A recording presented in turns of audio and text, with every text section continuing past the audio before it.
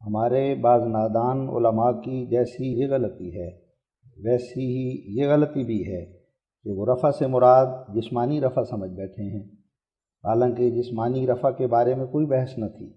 اور نہ یہ مسئلہ محتم بالشان ہو سکتا ہے، کیونکہ دنیا کے کسی مذہب کے نزدیک جسمانی رفع شرط نجات نہیں ہے، مگر روحانی رفع شرط نجات ہے۔ اور یہودیوں کی یہ کوشش تھی کہ جو امر توریت کے روح سے شرط نجات ہے وہ حضرت عیسیٰ کی ذات سے مسلوب ثابت کر دیا جائے،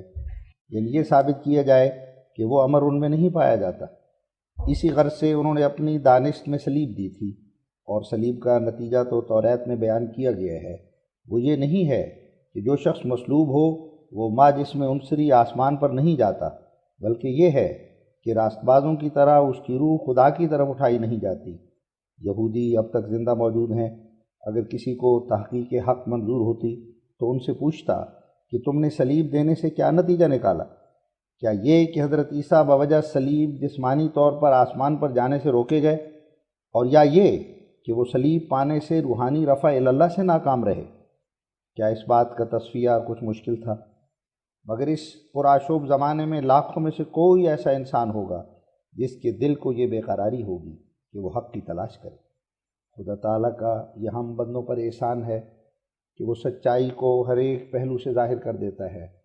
اور بعض دلائل کو بعض کے گواہ بنا دیتا ہے، اور نہیں چھوڑتا جب تک کہ خبیث کو طیب سے اور طیب کو خبیث سے الگ کر کے نہ دکھلاوے۔ سو اسی کی حمایت سے یہ ایک کرشمہ قدرت ہے کہ مرہم عیسیٰ کا نسخہ تمام کتابوں میں نکل آیا، اور ثابت ہو گیا کہ دنیا کے قریباً تمام طبیب مرہم عیسیٰ کا نسخہ اپنی کتابوں میں لکھتے آئے ہیں، اور یہ بھی تحریر کرتے آئے ہیں کہ یہ مرہم جو چوٹوں اور زخموں کے لیے نہایت درجہ فائدہ مند ہے، یہ حضرت عیسیٰ کے لیے بنائی گئی تھی۔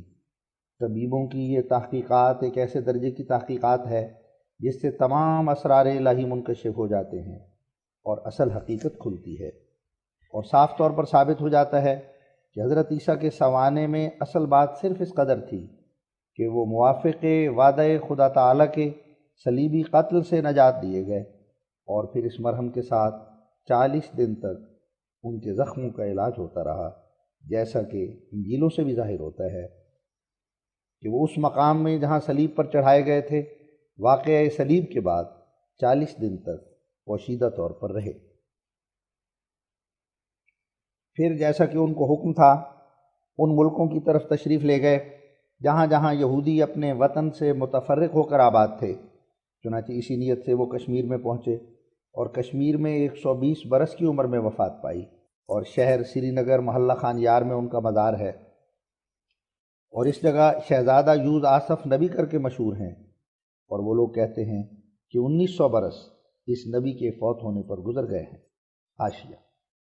حال میں جو تبت سے ایک انجیل کسی غار سے برآمد ہوئی ہے، جس کو ایک روسی فاضل نے کمال جد و جہد سے چھپوا کر شائع کر دیا ہے، جس کے شائع کرنے سے پادری صاحبان بہت ناراض پائے جاتے ہیں۔ یہ واقعہ بھی کشمیر کی قبر کے واقعہ پر ایک گواہ ہے۔ یہ انجیل پادریوں کی انجیلوں سے مضامین میں بہت مختلف اور موجودہ عقیدے کے بہت برخلاف ہے۔ یہی وجہ ہے کہ اس ملک میں اس کو شائع ہونے سے روکا گیا ہے، مگر ہم کوشش کر رہے ہیں کہ ترجمہ کر کے اس کو شائع کر دیں۔ ہو غرض یہ مرہم عیسیٰ حضرت عیسیٰ کے معجزات میں سے ایک معجزہ ہے،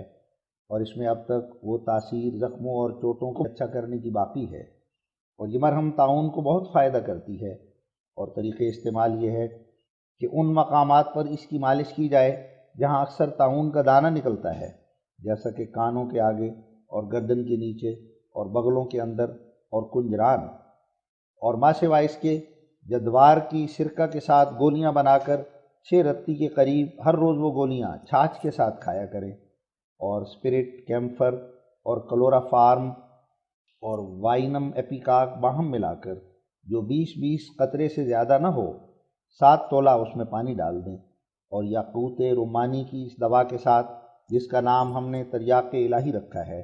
3 وقت صبح دوپہر شام استعمال کریں، اور اگر تریاق الہی مل نہ سکے تو صرف ان ارقیات کو طریق مذکورہ بالا کے ساتھ پی لینا،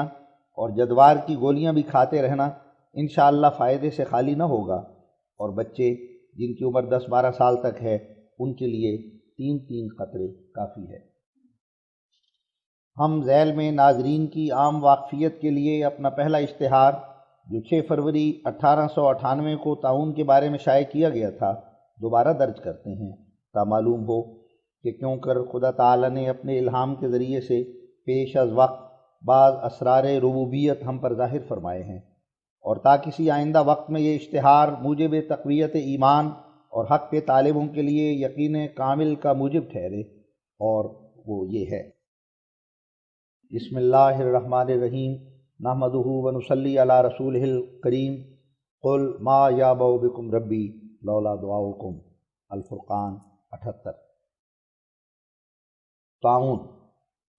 اس مرض نے جس قدر بمبئی اور دوسرے شہروں اور دیہات پر حملے کیے اور کر رہی ہے ان کے لکھنے کی ضرورت نہیں۔ 2 سال کے عرصے میں ہزاروں بچے اس مرض سے یتیم ہو گئے اور ہزارہا گھر ویران ہو گئے، دوست اپنے دوستوں سے اور عزیز اپنے عزیزوں سے ہمیشہ کے لیے جدا کیے گئے، اور ابھی انتہا نہیں۔ کچھ شک نہیں کہ ہماری گورنمنٹ محسنہ نے کمال ہمدردی سے تدبیریں کی اور اپنی رعایا پر نظر شفقت کر کے لاکھوں روپے کا خرچ اپنے ذمہ ڈال لیا، اور قواعد طبیہ کے لحاظ سے جہاں تک ممکن تھا ہدایتیں شائع کیں، مگر اس مرض مہلک سے اب تک بکلی امن حاصل نہیں ہوا، بلکہ بمبئی میں ترقی پر ہے، اور کچھ شک نہیں کہ ملک پنجاب بھی خطرے میں ہے۔ ہر ایک کو چاہیے کہ اس وقت اپنی اپنی سمجھ اور بصیرت کے موافق نوع انسان کی ہمدردی میں مشغول ہو، کیونکہ وہ شخص انسان نہیں جس میں ہمدردی کا مادہ نہ ہو۔ اور یہ امر بھی نہایت ضروری ہے کہ گورنمنٹ کی تدبیروں اور ہدایتوں کو بدگمانی کی نظر سے نہ دیکھا جائے۔ اور سے معلوم ہوگا کہ اس بارے میں گورنمنٹ کی تمام ہدایتیں نہایت احسن تدبیر پر مبنی ہیں۔ وہ ممکن ہے کہ آئندہ اس سے بھی بہتر تدابیر پیدا ہوں، مگر ابھی نہ ہمارے ہاتھ میں نہ گورنمنٹ کے ہاتھ میں ڈاکٹری اصول کے لحاظ سے کوئی ایسی تدبیر ہے کہ جو شائع کردہ تدابیر سے عمدہ اور بہتر ہو۔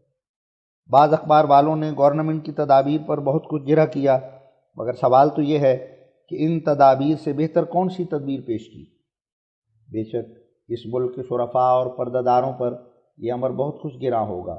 کہ جس گھر میں بلائے طاعون نازل ہو تو وہ ایسا مریض کوئی پردہ دار جوان عورت ہی ہو، تب بھی فی الفور وہ گھر والوں سے الگ کر کے ایک علیحدہ ہوادار مکان میں رکھا جائے جو اس شہر یا گاؤں کے بیماروں کے لیے گورنمنٹ کی طرف سے مقرر ہو، اور اگر کوئی بچہ بھی ہو تو اس سے بھی یہی معاملہ کیا جائے، اور باقی گھر والے بھی کسی ہوادار میدان میں چھپروں میں رکھے جائیں۔ لیکن گورنمنٹ نے یہ ہدایت بھی تو شائع کی ہے کہ اگر اس بیمار کے تعہد کے لیے 1-2 قریبی اس کے اسی مکان میں رہنا چاہیں تو وہ رہ سکتے ہیں۔ بس اس سے زیادہ گورنمنٹ اور کیا تدبیر کر سکتی تھی کہ چند آدمیوں کو ساتھ رہنے کی اجازت بھی دے دے، اور اگر یہ شکایت ہو کہ کیوں اس گھر سے نکالا جاتا ہے اور باہر جنگل میں رکھا جاتا ہے تو یہ ایک احمقانہ شکوہ ہے۔ میں یقیناً اس بات کو سمجھتا ہوں کہ اگر گورنمنٹ ایسے خطرناک امراض میں مداخلت بھی نہ کرے